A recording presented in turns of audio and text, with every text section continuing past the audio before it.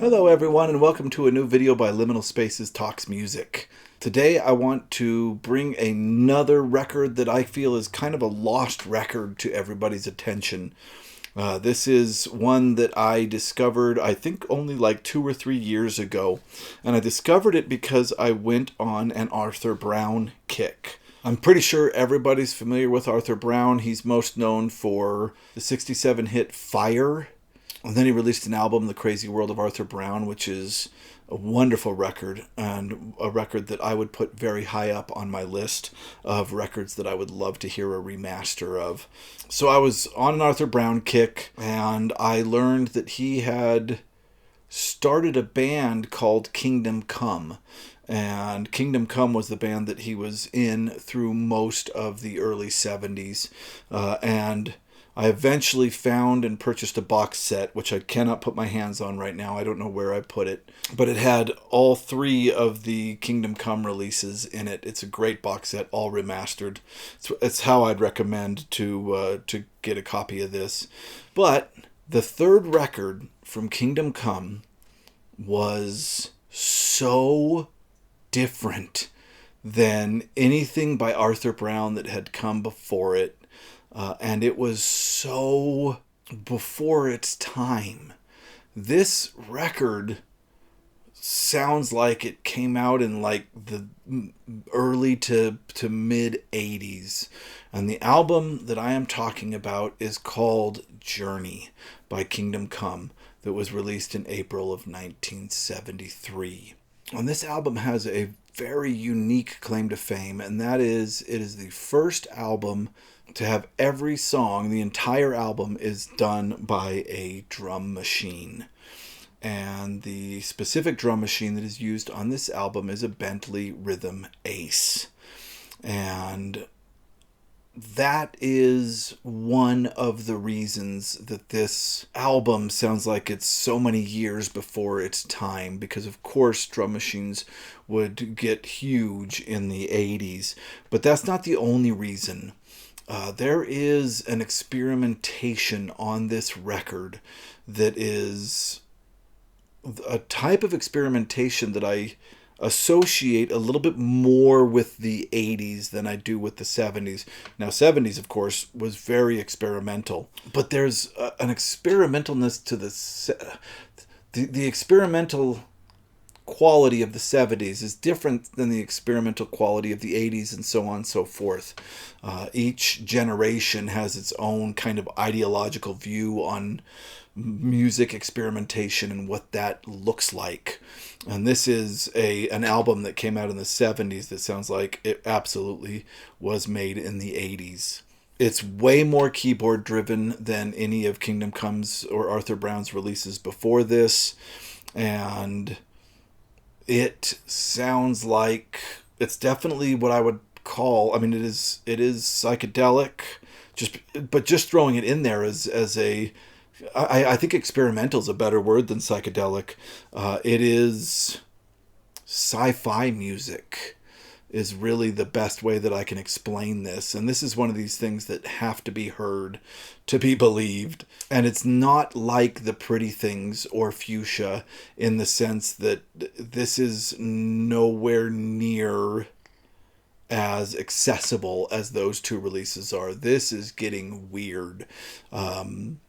It's electronic, but not in a Tangerine Dream sort of way. And again, I'm going to start dropping 80s bands. It sounds like a precursor to Devo or Kraftwerk in the late 70s, early 80s, but more than that. This is such an interesting album and very difficult to explain. And of course, these are the kind of albums I look for, are the albums that are the hardest for me to describe. Let's give a look at the personnel on this.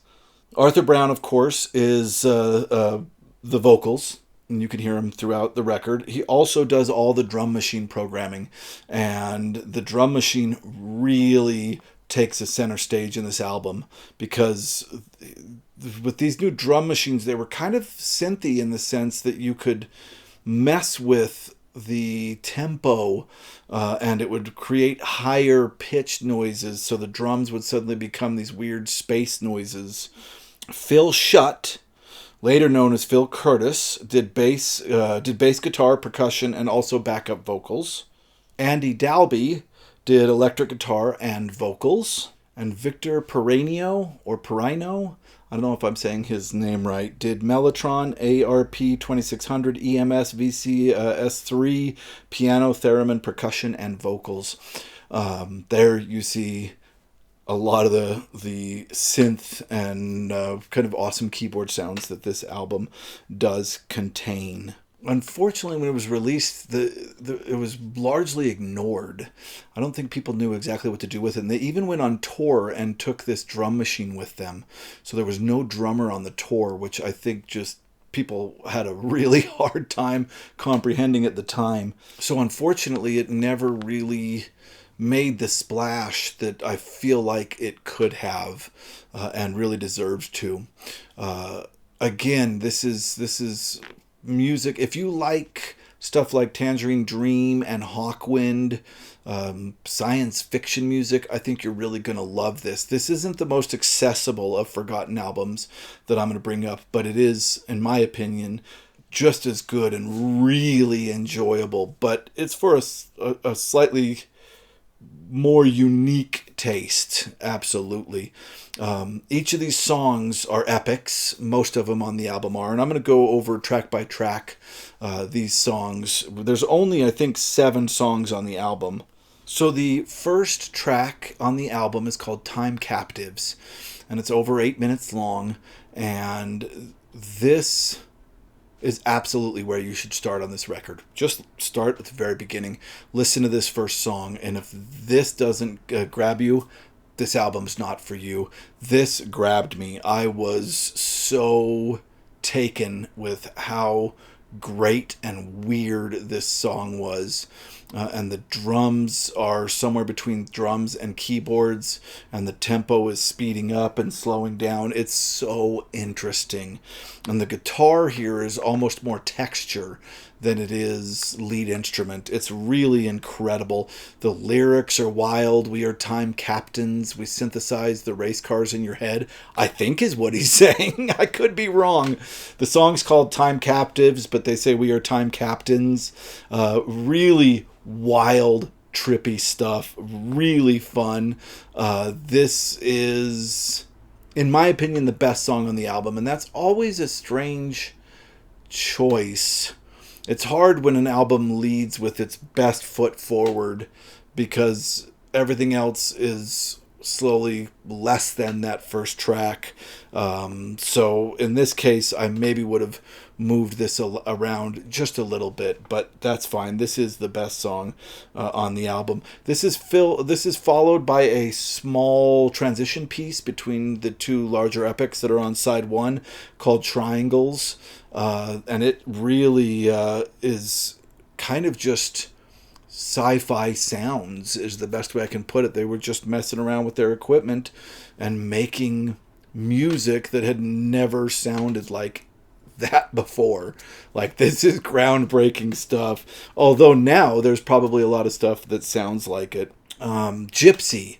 Another really great track, mainly instrumental. The vocals are so good. I wish they would have done a tiny bit more vocals on this one. But the synth parts on this record, the instrumental part on not on this record, well, on the whole record, but specifically on this song, almost sound like early Tron stuff, like the new Tron movies soundtrack. This sounds like lost sci-fi music from the 80s. It's really incredible. So at times I was thinking of the Tron soundtrack, and at other times I was thinking of bands like Tones on Tail, which formed right after the Bauhaus with a few of the Bauhaus members. And Tones on Tail do some really interesting keyboard drum machine work that I really enjoy. I think of Performance and Lions. Parts of this sounded like that. It was really incredible. Another one of my favorites on this is Gypsy, and that's the end of side 1. Side 2 starts with Superficial Roadblocks, and this is interesting because the fact that this is a rock band, like the first side is completely alien. It is like nothing that was produced before it. The second side starts with it's called Superficial Roadblocks, and it's this kind of angular rock music is the only way I can put it. It's sharp. It has sharp edges.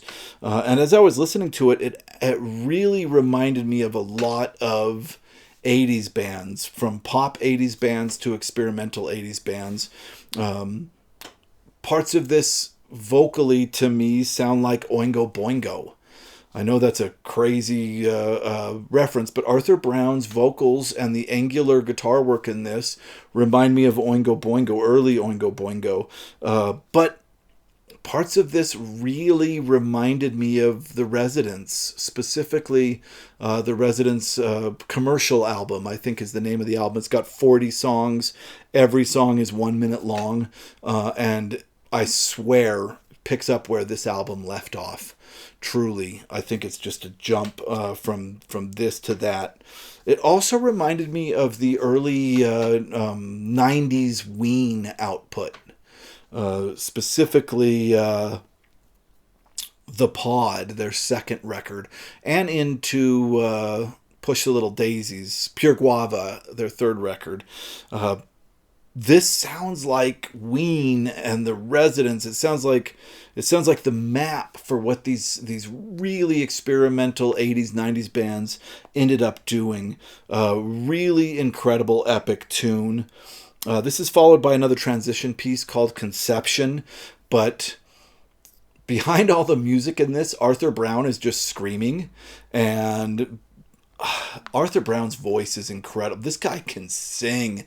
If you are familiar with Alan Parsons Project's first record, Tales of Mystery and Imagination, Arthur Brown is the singer on The Telltale Heart. That's how good of a singer is. He's absolutely incredible. If you listen to that song, you'll be blown away by how aggressive and gritty his voice is. But he's just screaming in the background of this transition song, and it's absolutely incredible. Spirit of Joy. This is a real change for the record because it's suddenly very poppy. And it seems to me that the band were very conscious of the fact that they wanted to make a hit. So this is the song that they did to make that hit. And they actually did release it as a single, although it sank with really nothing occurring. But yeah, this is the single off the album. I'm going to be honest, I listened to it through quite a few times, but now I have a tendency to skip this song on the album. It's not my favorite. And the last song is Come Alive. And this is cool because it is a merging of the rock band that Kingdom Come was before this and the new weird sound that had occurred on this record. This is the most vocal heavy song on the album, and again, it has a real Residents vibe to me, with all the keyboards and the strange lyrics. But it's another epic and a wonderful way to end this record. The big instrumental section at the end is absolutely incredible. This is some of the weirdest music you will ever hear, and it is weird music that came out 10 years before the type of weird music, before weird music caught up to this. Arthur Brown was looking into the future, I swear. It's absolutely worth a listen. I highly recommend. Give it a look up on YouTube here. You can, I'm sure, find copies of the record there. Or better yet, buy a copy of this or the box set. And there's so much good material on it. I think you'll really enjoy it.